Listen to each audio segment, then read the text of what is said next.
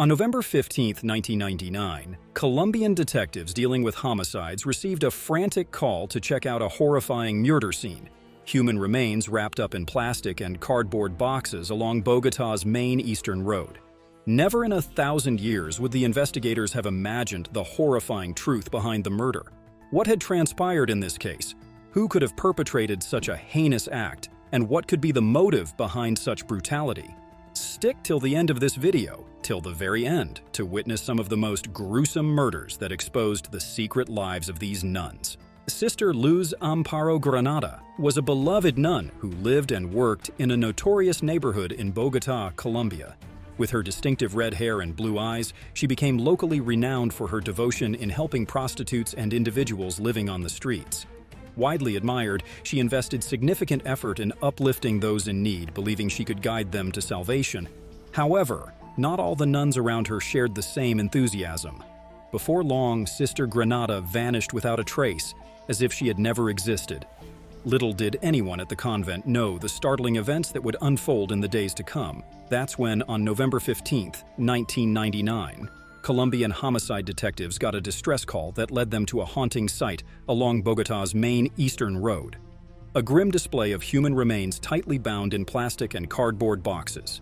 The unfortunate victim, a woman subjected to multiple gunshots to the head, with her legs ruthlessly severed and her body mercilessly burned. The extent of the injuries made identification a painstaking challenge, plunging investigators into a perplexing investigation with no leads. For almost 5 months, these detectives struggled with the case until they finally identified the victim. She emerged as Sister Luz Amparo Granada, the 30-year-old nun that had gone missing. Who could have possibly done this to her? Curiosity pointed fingers at Sister Leticia Lopez, a 47-year-old nun living next door to Sister Luz Amparo. Rumor had it that Lopez wasn't a fan of the victim's friendships with sex workers and drug addicts. Fellow nuns revealed something crucial during the investigation. Lopez was strangely insistent on washing Luz Amparo's sheets after she vanished. One of the nuns even claimed the sheets had some suspicious stains, but when she asked Lopez, she brushed it off as just menstrual blood. When the investigators grilled Lopez about Sister Luz Amparo's murder, she went all in, denying any knowledge or involvement in the crime. Skeptical, but determined, the detectives decided to snoop around her room, and what do they find? Pieces of cardboard identical to the ones on the victim. Lopez's room was spick and span, almost as if it had a recent makeover.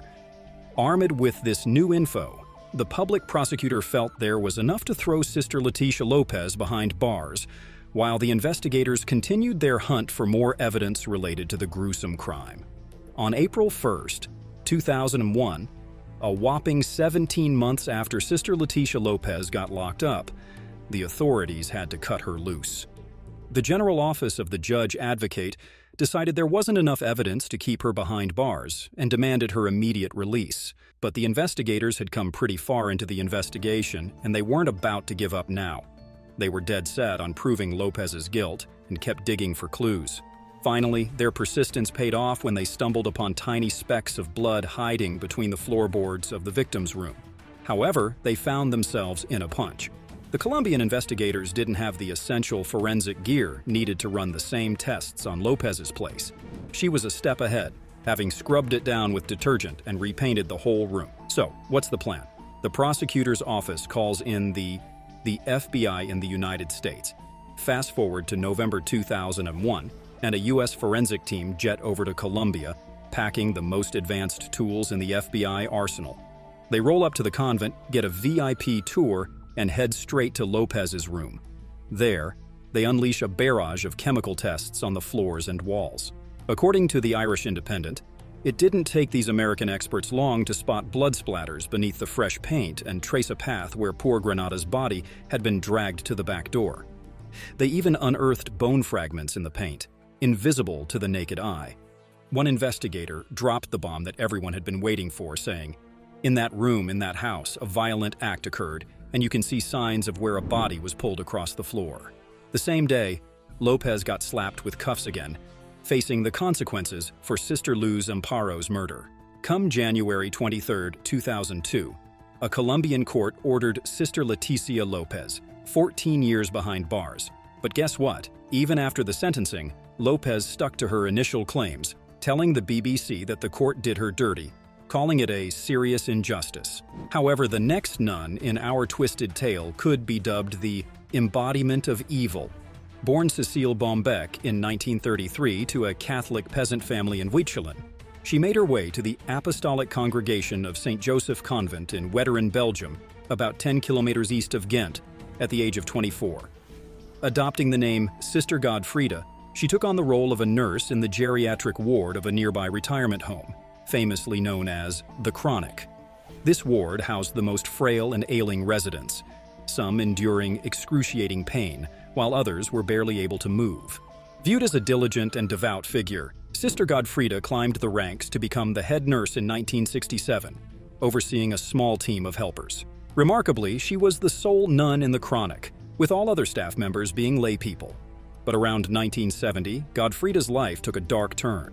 She began complaining of severe headaches, a mystery that even doctors couldn't solve. Prescribed painkillers, these medications soon became her savior, as she needed increasing doses to keep functioning. Her mother superior, anxious not to lose her, turned a blind eye to the painkiller addiction. As the agonizing headaches persisted, Godfrida sought the expertise of Ghent neurologist Jules Gauvaer in 1974, who diagnosed a malignant brain tumor.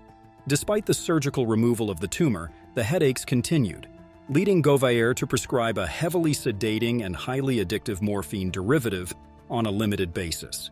Returning to the Chronic, Godfrida's functionality diminished. Spiraling deeper into her addiction, she resorted to stealing drugs and forging prescriptions. The brain surgery also triggered a change in her behavior, leading her to alcohol, extravagant outings with a fellow nun in a lesbian relationship, and inappropriate advances toward her female staff. Even more disturbingly, she exhibited alarming conduct with patients, on 3 occasions pressing hard on elderly individuals' chests and making them drink water, a process that could lead to drowning. Simultaneously, valuable items vanished from the Chronic, and mysterious deaths occurred. What happened next changed the course of Godfrida's life. On July 29, 1977, 81-year-old Leon Mathis complained about digestion issues after breakfast, receiving an injection from Godfrida.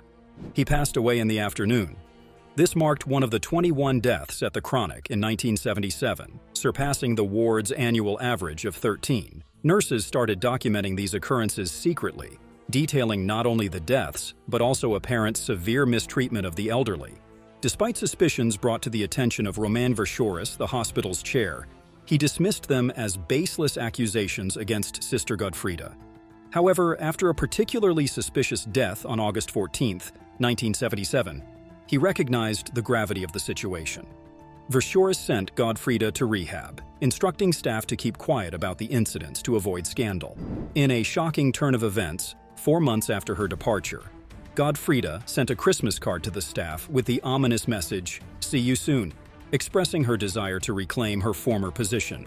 Realizing the need for action, 3 staff members approached Jean-Paul Decourt, a discreet general practitioner, to divulge Godfrida's crimes, murders, thefts, and addiction.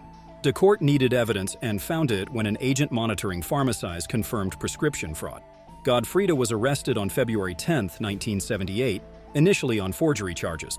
However, she soon confessed to 3 murders with insulin overdoses: Irma de Backer, Leon Mathis, and 87-year-old Maria Vanderginst. She claimed they were too difficult at night, but she insisted none had suffered. Decourt suggested it could just as well be 30 people as 3. Belgian police formally charged Sister Godfrida with 3 murders, and a judge ordered the exhumation of not only the 3 patients she admitted to killing, but also 7 other potential victims. Although the news barely stirred Belgium, the world press descended upon tiny Wetteren. Did you know that Godfrida's story even inspired an Italian nunsploitation movie, Suor Omicidi, with Anita Ekberg portraying the morphine-addicted nun? Meanwhile, investigating Judge Leo Tass delved into the extent of Godfrida's actions, identifying 17 potential victims. However, Tass had statements and circumstantial evidence. Despite suspicions surrounding Gabrielle de Mole's death, where Godfrida eerily predicted the date, there was no concrete proof. Simultaneously, a board of experts examined Godfrida's guilt, concluding that she did not have a brain tumor as diagnosed by Godfa. The report suggested she likely had chronic encephalitis, a treatable condition. By 1980, the experts deemed Godfrida insane, sparing her from a public trial. Interned in a psychiatric institution in Mel, she was released in 1990, returning to the convent in Veteran. Later, she moved to an old people's home, spending her final years in dementia. Godfrida passed away quietly in 2019 at the age of 86, with only a priest, the dean, and the mortician present at her burial. Her grave, adorned with gold lettering, marks the resting place of Sister Marie Godfrida Cecilia Bombique between 1933 and 2019. A woman known internationally for the murders of at least 3, potentially 17 elderly people. It is pretty clear that nuns, despite the pedestal they're put on, are just as capable of committing horrible crimes as the rest of us. If our video grabbed your attention, toss a like our way and hit subscribe so you never miss an update.